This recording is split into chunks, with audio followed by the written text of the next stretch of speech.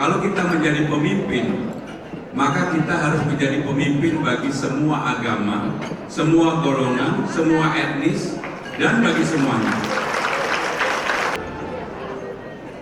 Assalamualaikum warahmatullahi wabarakatuh. Salam sejahtera bagi kita semua. Yang sungguh saya hormati Ketua Umum Perhimpunan Inti, Bapak Teddy Sugianto yang terhormat.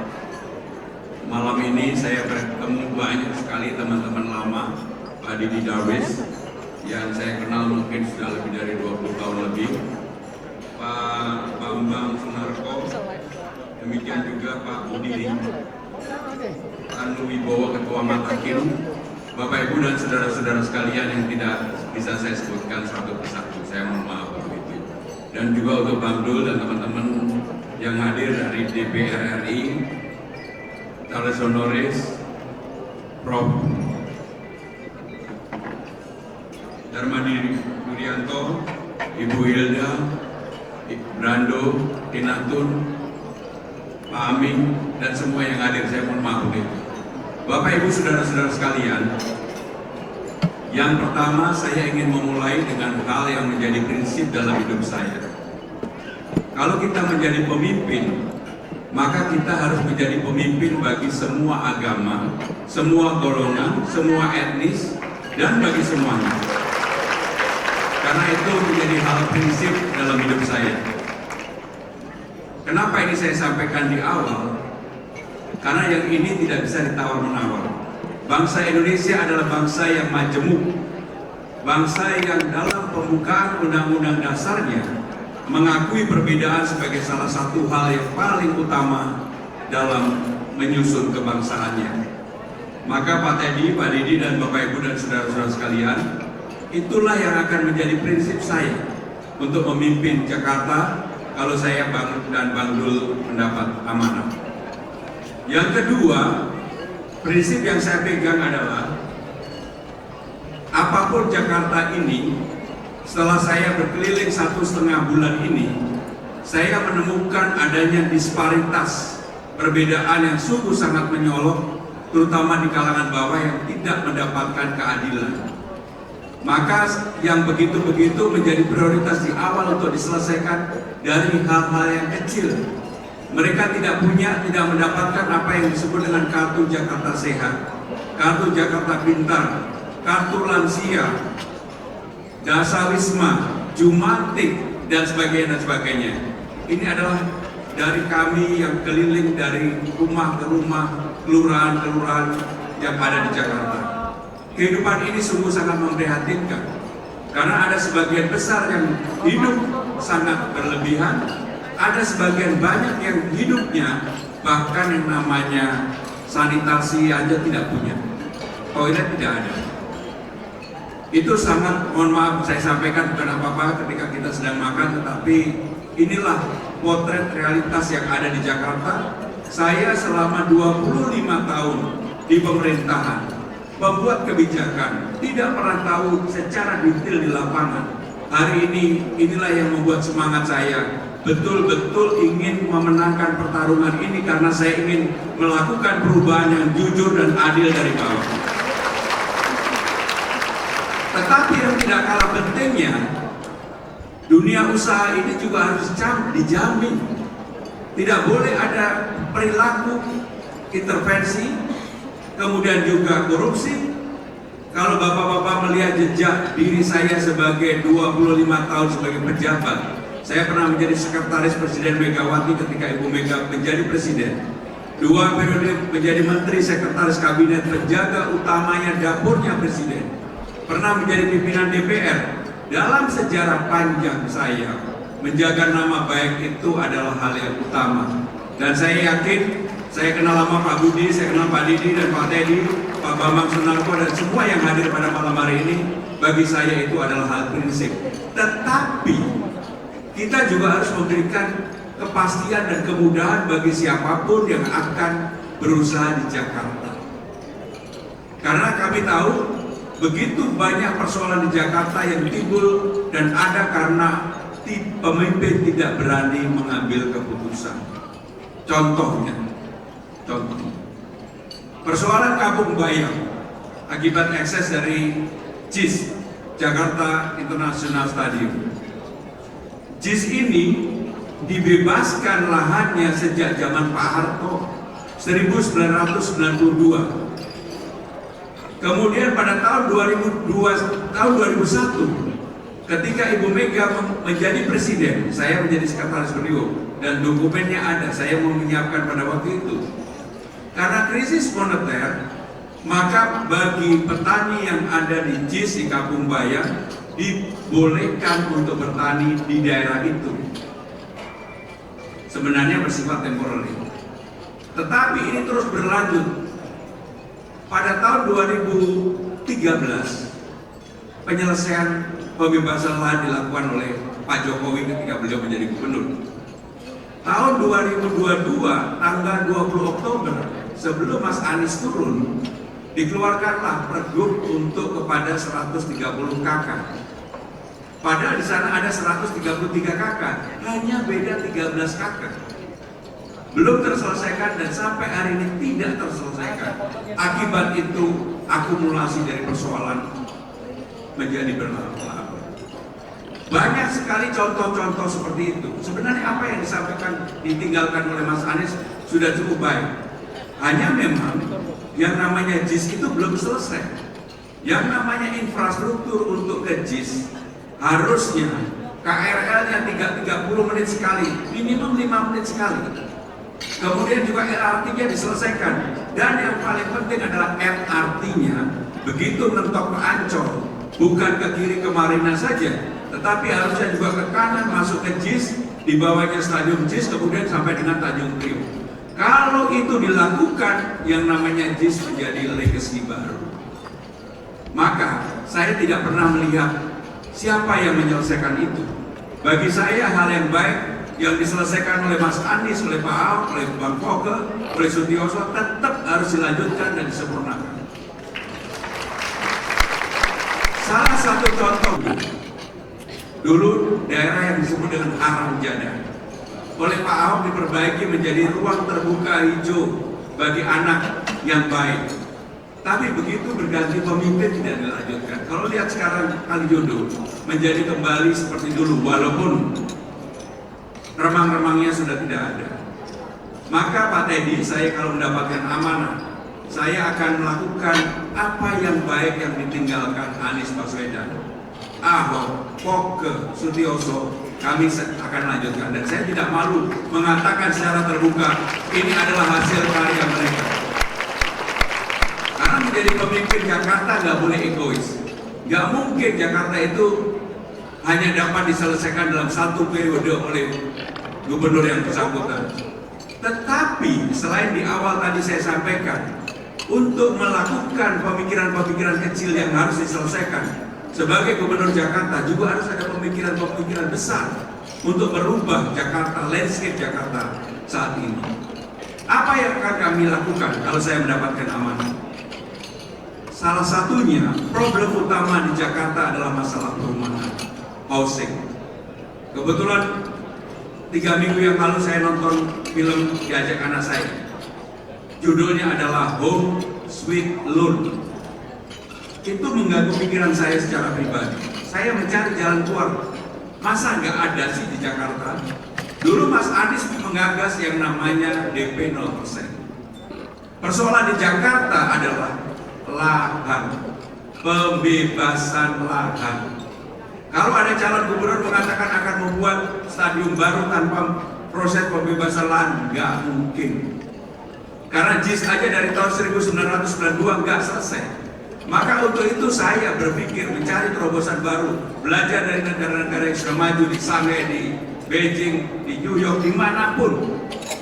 Apa gagasannya? Ada yang namanya kantor kecamatan, ada yang namanya kantor kelurahan, ada namanya sekolah, ada namanya puskesmas. Semua ini lahan yang dimiliki oleh negara, oleh pemerintah. Kantor kecamatan luasnya rata-rata 5.000 sampai 8.000 meter square. Sekolah di Blok S hampir 1 hektar. Sekarang sekolah itu muridnya terbatas sekali. Maka apa yang harus dilakukan? Kalau saya menjadi gubernur, saya akan memulai hal yang baru yang berani dan bisa dilakukan. Kerjasama antara pemerintah bersama developer, pengembang, mengembangkan lahan-lahan yang dimiliki oleh pemerintah dalam ini, misalnya kantor kecamatan Taman Sari. Sebagai contoh, kantor kecamatan Taman Sari kita buat mewah, megah, lantai 1, 2, 3, yang total luasnya lebih luas ketika kantor itu dimiliki, kecamatan itu dimiliki oleh mereka, termasuk parkirnya. Tetapi lantai 4, lantai 5 kita buat yang disebut dengan co-working space. Siapa saja bisa berkantor di tempat itu, terutama anak-anak muda, Gen Z dan Gen milenial begitu. Lantai 6, 7, 8 sampai seterusnya tergantung daerahnya untuk hunian. Huniannya pilihannya kalau tempatnya memang bukan tempat yang prime, itu bisa untuk menengah ke bawah. Tapi tempat yang prime, kantor kecamatan di Menteng misalnya, atau sekolah di Blok S misalnya, yang saya sudah lihat sendiri, luasnya di Blok S lebih dari 8.000. Kenapa nggak kita buat lantai 1, 2 sekolah yang bagus, lantai 4, 5 untuk co-working space, lantai 6, 7, 8, 9, 10 untuk parking mobil, karena untuk mengatasi persoalan di Senopati dan di Gunawarman, dan selanjutnya ke atasnya untuk housing. Pasti bisa. Karena apa? Nggak bebasin lahan. Problem utama di Jakarta adalah persoalan lahan. Kalau itu bisa dijalankan, saya yakin bahwa persoalan kemacetan di Gunawarman, Senopati teratasi, housingnya ada, sekolahnya ada, dan untuk katakanlah keluarga yang mempunyai anak sekolah di tempat itu kita berikan kesempatan juga untuk punya housing ataupun tempat tinggal di sana. Kalau itu bisa dilakukan, maka persoalan kemacetan pelan-pelan kita atasi. Bagaimana dengan persoalan kemacetan secara besar? Apa yang harus dilakukan? Saya dan Bang Dul sepakat tidak lagi bicara Transjakarta, tapi Transjabodetabek. Kenapa bicara Transjabodetabek? Karena kemacetan di Jakarta selalu terjadi pada pagi hari dan sore hari. Ketika hampir 45 juta orang di Saben area dari Bogor, Depok, Tangerang Selatan masuk ke Jakarta. Kenapa nggak kita buat sesuatu yang baru, yang terbuka dan semuanya bisa menerima? Yang pertama yang harus dilakukan, berubah dari Transjakarta menjadi Transjabodetabek. Dan sekarang perpresnya sudah ada, yaitu Perpres aglomerasi. Kebetulan saya yang menyiapkan. Kalau itu terjadi, saudara-saudara sekalian, orang yang mau ke Jakarta ada kepastian. Kalau kemudian dia parkir nggak jauh dari rumahnya, misalnya tinggal di Bekasi, sebelum masuk Jakarta, maka ada tempat yang disebut dengan park and ride, seperti di negara-negara maju. Orang akan menitipkan mobilnya di sana. Setelah itu dia akan naik apakah LRT, MRT, busway, bisa kemana aja. Maka untuk itu saya akan mengusulkan kepada 15 golongan akan dibebaskan. Yang sekarang ini sudah dibebaskan untuk busway. Akan kita bebaskan untuk LRT dan MRT. Kenapa? Kita paksa mereka naik transportasi umum. Tetapi transportasi umumnya harus diperbaiki. Sekarang ini transportasi umum kita sebenarnya sudah 80%, 87% tepatnya. Hanya penggunaan maksimum yang melebihi dari itu di pagi hari dan di sore hari. Bahkan untuk jam-jam tertentu hanya 20% digunakan. Maka dengan demikian, bagi warga yang di luar Jakarta, mereka kita kasih kemudahan, bawa mobil, bawa motor, bawa apapun, parkir di tempat parkir, habis itu memanfaatkan transportasi yang murah bagi mereka. Bahkan sebagian kita gratiskan untuk ASN, lansia, disabilitas, dan sebagainya. Kalau itu bisa dilakukan, Bapak Ibu Saudara-saudara sekalian, saya yakin maka persoalan transportasi di Jakarta pelan-pelan akan bisa kita atasi. Yang paling penting adalah apa? Ada kepastian, kenyamanan orang menggunakan transportasi umum.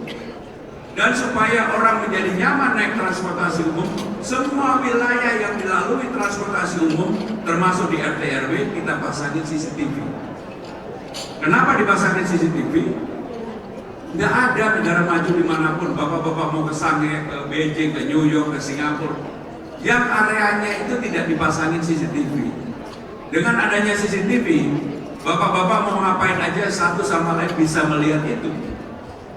Persoalan narkoba bisa diatasi, diturunkan, bullying, kekerasan, pencurian pasti akan teratasi. Termasuk kalau ada bapak-bapak yang mau nakal sama tetangga pasti juga ketahuan.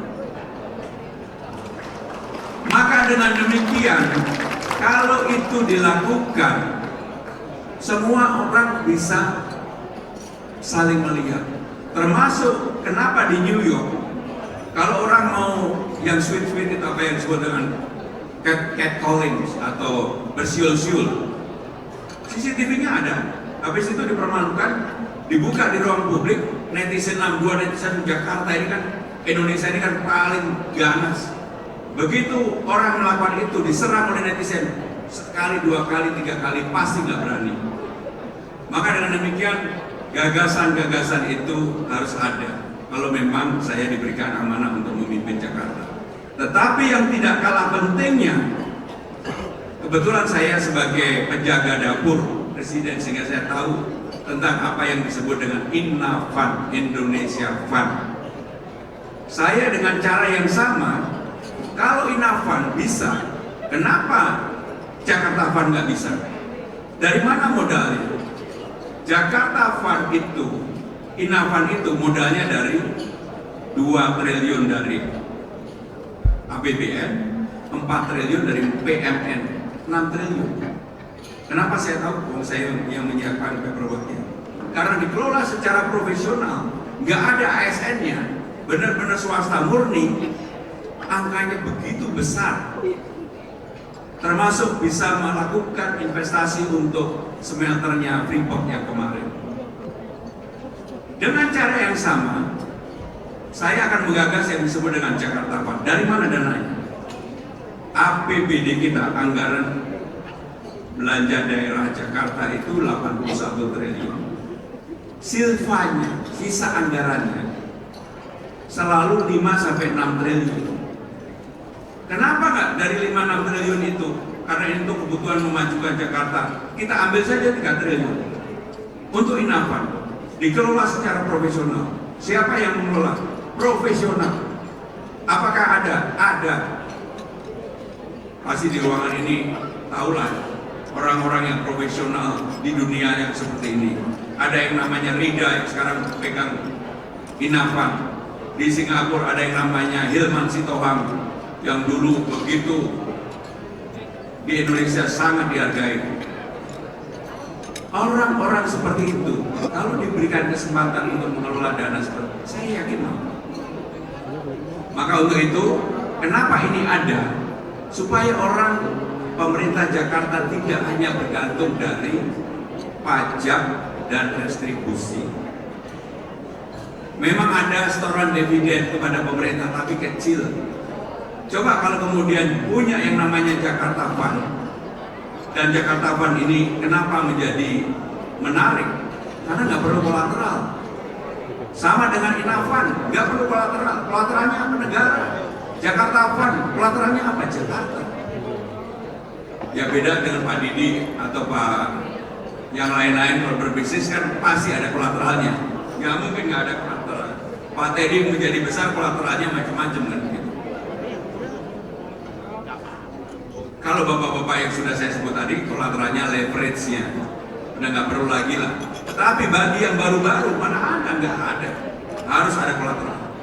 Maka untuk itu, Bapak Ibu dan saudara-saudara sekalian, saya dan Bang Dul sungguh-sungguh kalau diberikan amanah ingin membuat sesuatu yang baru bagi Jakarta.